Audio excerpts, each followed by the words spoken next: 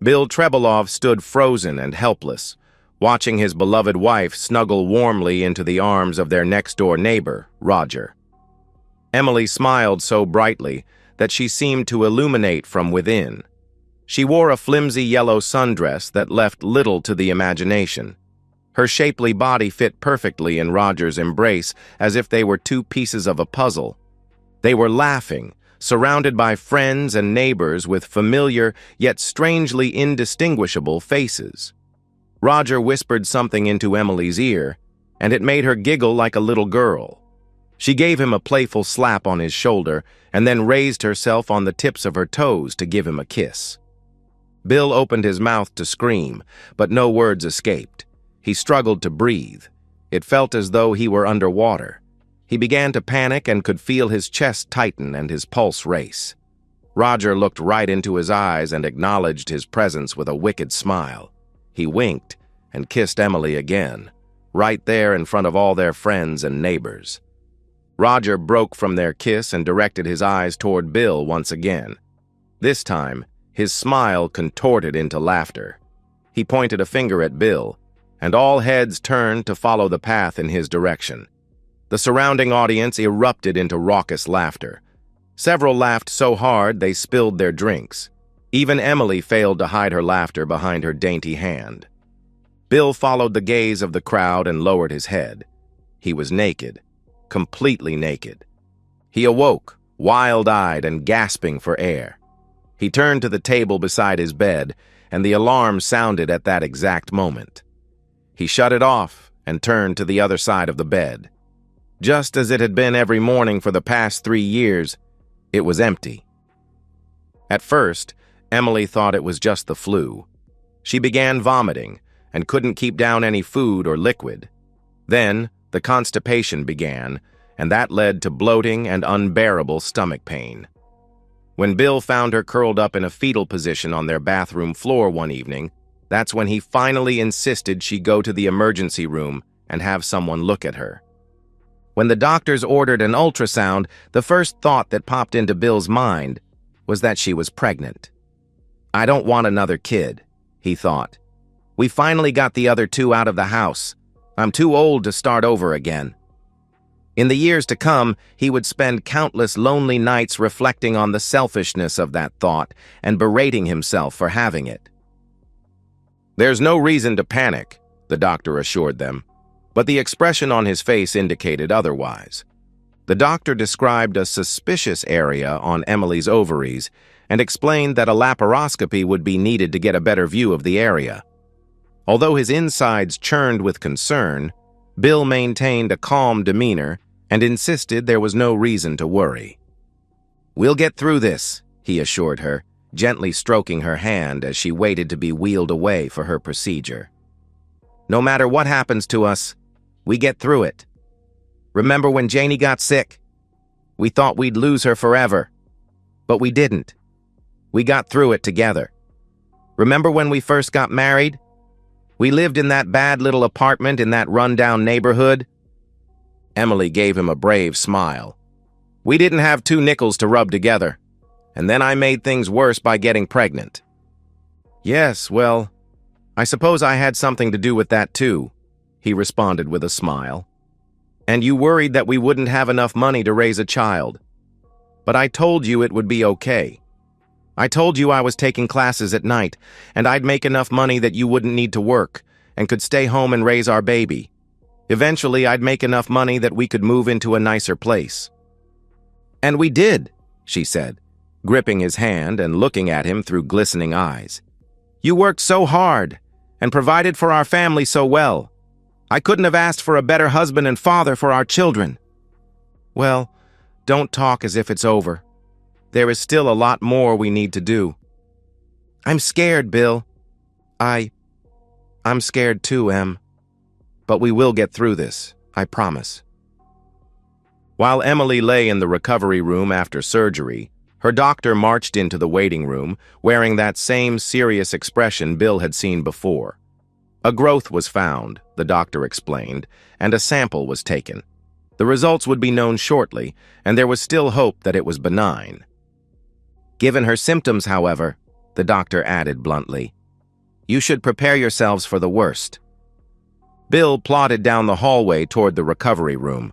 The floor was barely perceptible beneath his feet, and the walls grew hazy and colorless. The emotion overwhelmed him so suddenly, he wasn't prepared for it. He quickly made a detour to the nearest restroom, entered the stall furthest from the entrance, locked the door, and collapsed to the floor. He had been taught to believe that real men don't cry, but for the first time in his adult life, he wept like a baby. Ovarian cancer. Stage 4. It seemed like an impossible diagnosis, a cruel prank. Only days before she was admitted to the hospital, Emily was as happy and healthy as she had ever been. How could she have become so ill in such a short period of time? Bill refused to accept the diagnosis. He told his wife they would seek a second opinion. If that opinion was the same, then they would seek a third and a fourth. No matter how many doctors it would take, they would find someone with the courage to deliver a more optimistic diagnosis. "Bill, I love you," Emily said, smiling sweetly. "But honey, you need to face the truth. This is happening, and there is nothing you or I can do to stop it." "Nonsense," he said. He could feel the anger bubbling toward the surface. "Honey, I'm so sorry to put you through this." He looked at her with amazement. Here she was going through this incomprehensible moment, staring into the darkened depths of her own mortality. And her main concern was with him. Over the next several months, he would continue to be amazed at the strength and character of this woman. Together, they decided that she would undergo chemotherapy treatment in order to prolong her life as much as possible. Bill was never much of a caregiver and avoided being near sick people as much as possible. With no other choice, however, he quickly learned to become a top-notch nurse. He helped her in and out of bed, took her to the bathroom, and cleaned the vomit from the bucket she kept at her bedside. Toward the end, he learned to clean her drainage tube and switch out her IV bags. The end came more swiftly than he expected. They were watching television one evening. Emily was lying in her makeshift hospital bed, which Bill had relocated to the living room at her request. Suddenly, he sensed that something had changed. He looked at her, and she seemed more calm and peaceful than usual. He hesitantly moved to her bedside and took her hand in his, taking care not to squeeze too hard. She didn't move a muscle. Fighting back the tears welling in his eyes, he placed a couple of fingers along the main artery on her neck. There was no pulse. The years passed in a hazy fog. Friends and family visited often at first, but those visits grew less and less frequent over time. The kids both lived out of state, but they called often to check in on him. Bill kept himself busy around the house, repairing all of the items that went neglected while he cared for Emily. He found that as long as he kept his mind busy, he could avoid thinking of her. It wasn't that he didn't want to think of her, but he found that when he did, it would incapacitate him for hours. As time passed, he learned to control it a little better and focus on the fond memories instead of the horror of her last remaining weeks. During the day, it was easy to keep his mind occupied on work or with various projects around the house. At night, he was alone with his thoughts. Most nights, he would simply cry himself to sleep. It got to the point where he dreaded going to bed, and he found himself staying up later and later and getting less and less sleep. It was during one of those sleepless nights, lying in bed with his eyes wide open, staring at the black ceiling overhead, that his life, or at least the perception of his life, changed forever. He was thinking about an email that Emily had written to him years ago. It was sweet and romantic, and it filled his heart with overwhelming joy when he read it. He gained a better understanding of how much he meant to his wife and how much she loved him with all her heart. He would give anything to read those words again, he thought. Dispensing with the charade of trying to sleep, he rose from the bed and walked into his office to retrieve his laptop. He scrolled through his email inbox to the very bottom and confirmed his fear that he had deleted all of his older emails. He pounded the desk with his fist and sighed.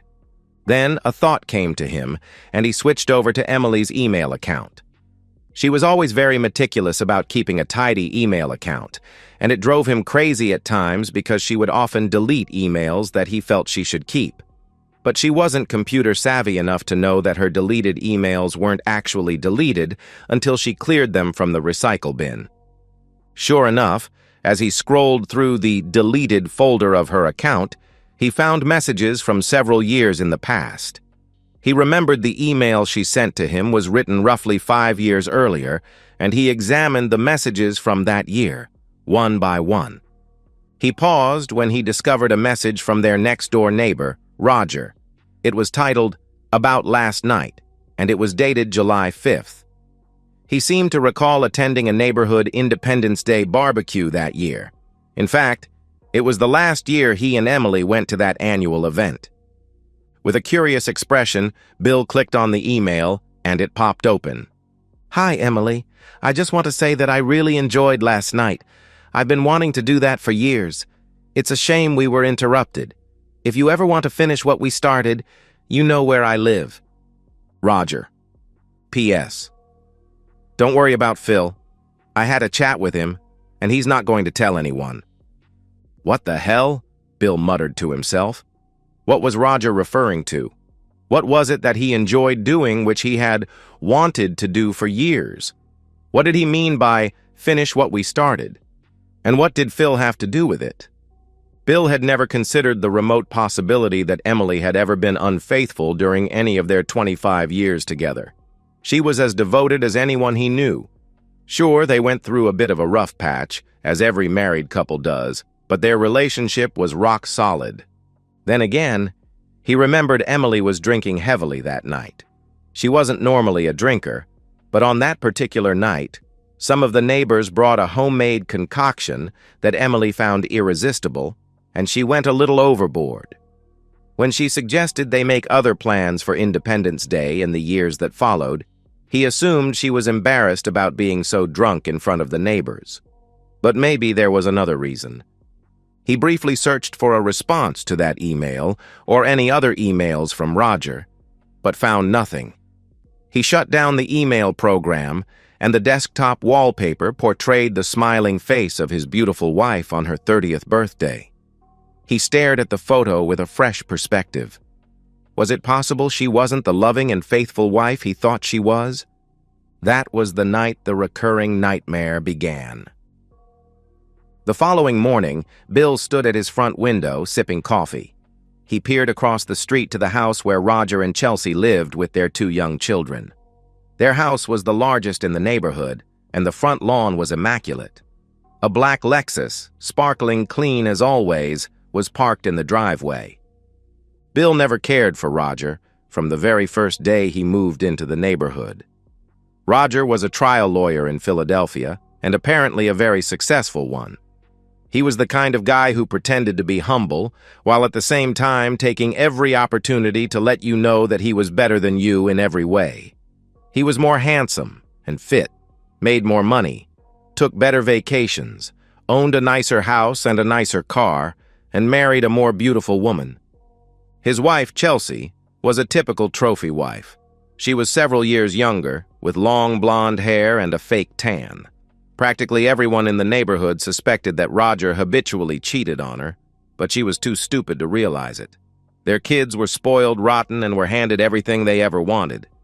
The plan was to sip his coffee and watch for Roger to leave the house. Bill would confront him with the email, and if the suspicions were true, knock out a few of the asshole's pearly white teeth. As he sipped his coffee, though, the holes in that plan became evident. Roger would simply deny any wrongdoing.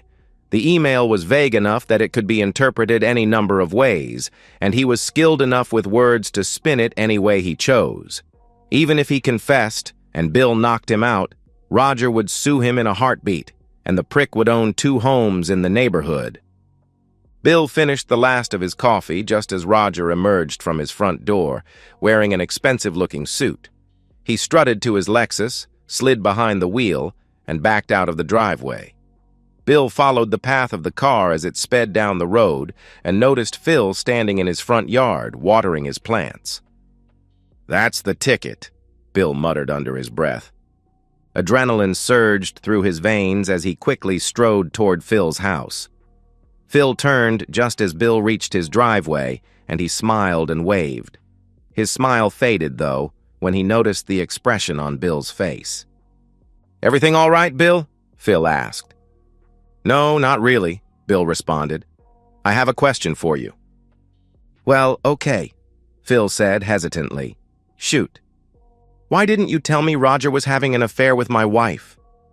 All of the blood from Phil's face faded to white, and his jaw dropped open. He took a step backwards and nearly stumbled over his hedge. "What? How, Bill? I didn't want to stir up any trouble, that is all. When did you find out?" "Just now," Bill said. "Oh, hell," Phil said, lowering his head. "I'm sorry, Bill, Why don't you tell me what happened?" Bill asked. The rage within him caused his muscles to quake. "Listen, Bill, it was a long time ago. And Emily, she's gone now. There's no need to dig up." Bill took a step toward Phil. His eyes bore a hole straight through him, and he jabbed his finger toward his face. "Tell me what happened, right now." "Okay, fine," Phil said, raising his hands in defense. "But I really think you're making a mistake digging this up." Bill stood motionless and patiently waited while Phil took a deep breath and shifted nervously. He looked as if he were about to puke. "It was at that 4th of July party a few years ago," he began. "You remember that it was at that house at the other end of the block? Well, I didn't want to walk all that way, so I drove there. Later that night, I went out to get something from my car, and that's when I saw some movement in Roger's car." "What did you see, Phil?" "I wasn't sure at first, but as I got closer, I heard noises too. I looked through the back window, and that's when I saw them. Roger and Emily." "What were they doing, Phil?" Bill asked. The veins in his forehead protruded and his eyes burned. "Come on, man. You know what they were doing. I'm not going to spell it out." "I need to hear the words, Phil." "They were making love," Phil said a little too loudly.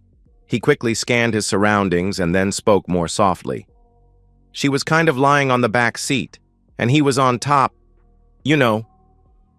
Bill's hands involuntarily formed into tight fists, and he felt a compulsion to punch the nearest object. Phil must have read his mind. "Hey, man, you asked for this," Phil said, still raising his hands. "I didn't want to tell you." "Yeah, some friend you are," Bill spat. "You've been keeping this secret from me for 5 years. I didn't think it would do anyone any good. It's not my business to get involved. I know that Roger had a little chat with you afterward. Let me guess. Did he offer you free services from his law office in exchange for your silence?" "Jesus, Bill. What kind of person do you think I am?" "You know what, Phil?" Bill said, backing away. "I don't know. I don't know what kind of person anyone is anymore." Emily dropped to her knees and ran her hands along the front of Roger's khaki shorts. While Emily continued to work down with Roger, Roger raised an imported beer in Bill's direction and nodded. The other neighbors turned to face him, all wearing the same devious grins. The nightmares always ended the same way, with the neighbors all laughing and pointing at Bill as he stood naked and frozen on the spot. How many of the neighbors were in on this secret? How many of them were laughing at him behind his back, just as they did in the dream? Everything he thought he knew about his wife and his marriage was a lie. She was nothing but a filthy, cheating woman, and their marriage was a complete sham. That sappy letter she wrote to him, which he cherished all those years, was simply a guilty confession. How could she possibly love him so deeply and value their marriage so greatly if she could betray him with someone as despicable as Roger? How many others did she cheated on me with? Bill stared at the house across the street with its pristine lawn. Of course, Roger had nothing to do with the state of that lawn. He hired someone to cut it and fertilize it. The man never did a single hard day's labor in his entire life. How righteous would it be to go over there right now and dump a load of rock salt onto that lawn? Maybe spell out the word cheater in giant letters, so that everyone in the neighborhood would know who that sack of crap really is. The white-hot rage erupted within him. He picked up the nearest object, aptly enough, a picture frame with a photo of Emily, and hurled it against a wall, shattering it into shards of debris. He looked around the room for something else to throw and was disgusted to see photos and reminders of Emily everywhere. He stormed down to the basement and emerged with a large container, which he filled with every item he found that reminded him of her. He shoved the container into the closet and slammed the door shut. Breathing heavily, he sunk into his favorite recliner and cracked open a beer. Revenge had replaced grief as his newest all-consuming obsession. Roger could simply not be allowed to get away with what he did.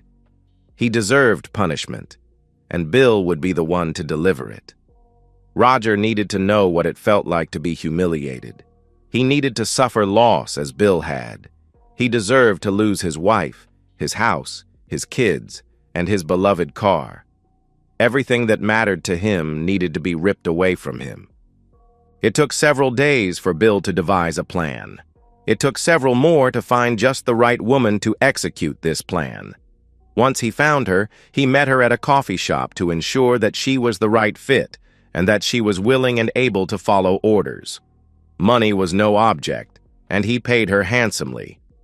After days of planning, the day of reckoning finally arrived. His heart beating rapidly, Bill knocked on the door across the street. Chelsea answered, looking perplexed. "Everything okay?" she asked sweetly. "Everything is fine," Bill said, "but I need you to come with me. There is something I need to show you." "What is it?" she asked, looking worried. "It's something of great importance to you," he explained. "That's all I can say right now. Just come with me. Please."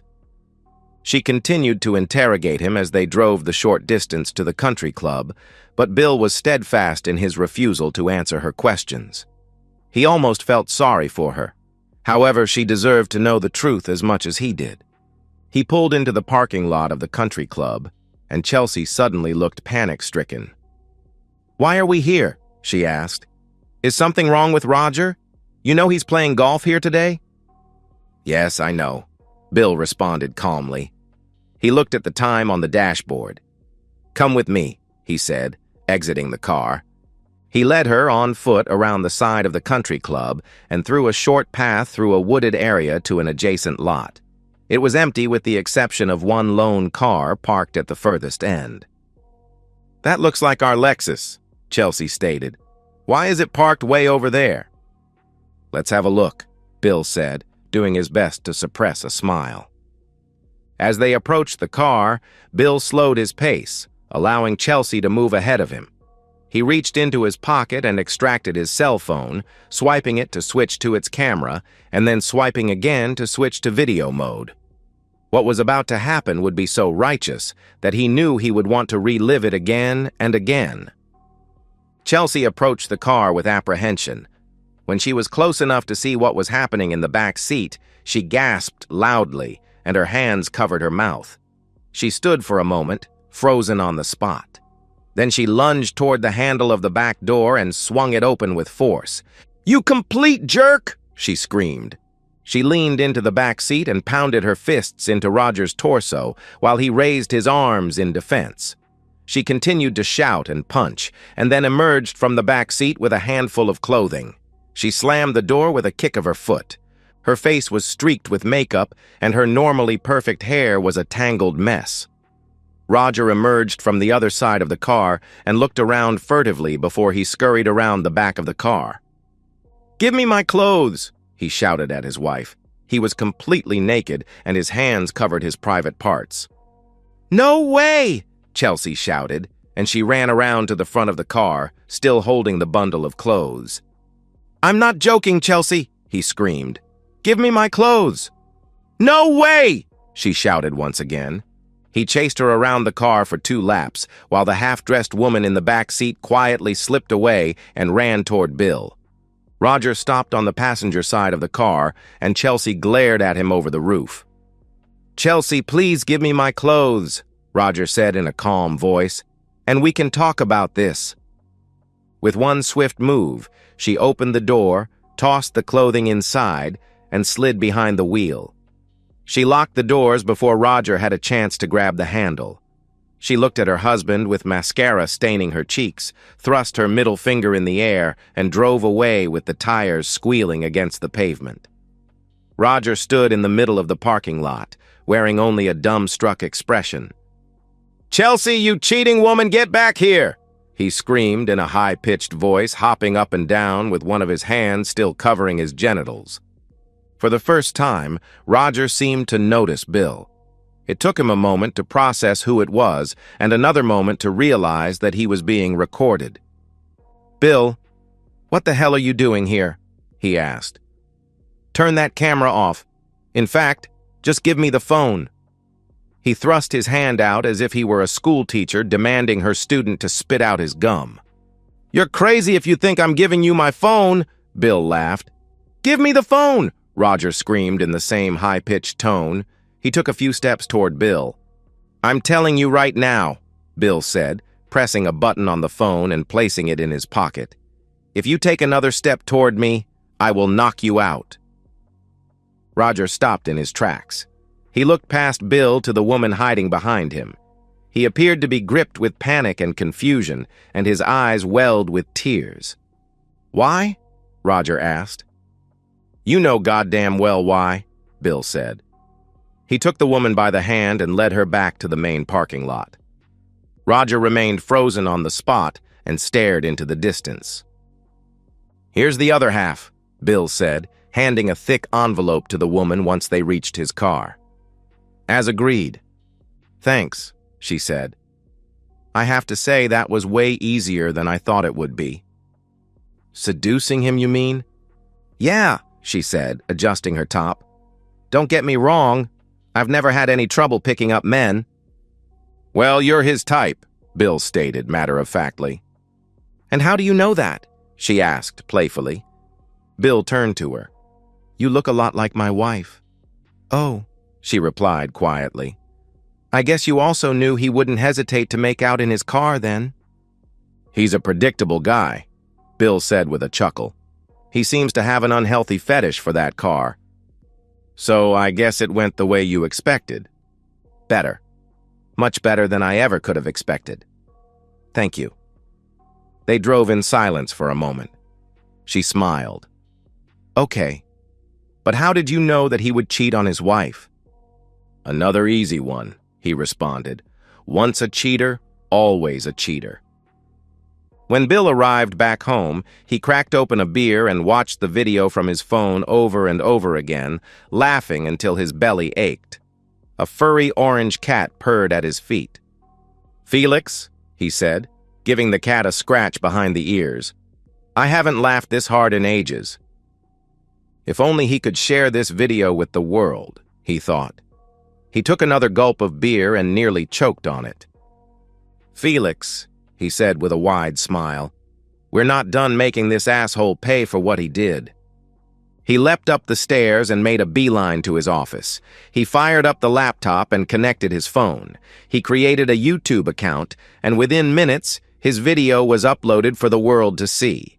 He giggled uncontrollably as he captioned it with the title, "Wife Catches Husband Cheating, Hilarity Ensues."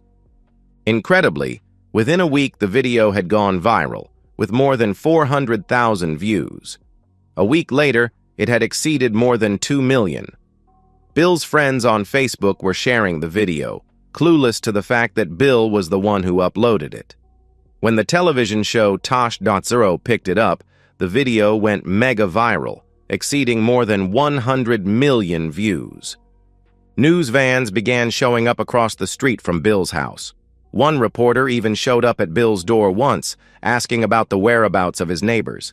People began creating parody videos, mocking Roger's high-pitched voice and setting it to music. One of those videos went viral as well, fueling the phenomenon even further. Roger was forced to resign from his law firm. He had become far too infamous and recognizable for any jury to take him seriously. Chelsea filed for divorce soon thereafter. She ended up with the house, the kids, and, in a delightfully righteous twist, the car. The rumor around the neighborhood was that she took a sledgehammer to the car and then sold it for scraps. Bill watched it all unfold with bemused detachment. Justice had been served, and he had no regrets about what he had done. He and Roger were now even, as far as he was concerned. Still, he felt a cold and bitter emptiness inside of him.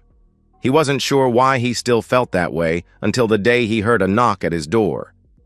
It was a cold winter day, and he had just thrown a log onto the fire when he heard the unexpected visitor at his door. When he opened the door, he was shocked to see Marilyn standing there. She was Emily's best friend, dating all the way back to grade school. He hadn't seen her since the funeral. "Marilyn," he said, standing in the doorway with a look of confusion. "What are you doing here?" "Hi, Bill," she said with an uncomfortable smile. "Can I come in?" "Of course," he said. They shared an awkward moment of hesitation and then hugged each other. He led her to the chairs in front of the fireplace. "Can I get you anything to drink?" "No, thanks," she said. "I won't be staying long." He stared into her eyes, perplexed. "What can I do for you?" "Well," she said, "I saw the video online." She motioned toward Roger's old house across the street. "I'm pretty sure the whole world has seen that video." Bill laughed. "I have a hunch that it was you who posted it," she stated. "Really?" he said, bemused. "What?" "I just have a hunch, that's all," she interrupted. "I talked to Phil." She let the words sink in and stared at him meaningfully.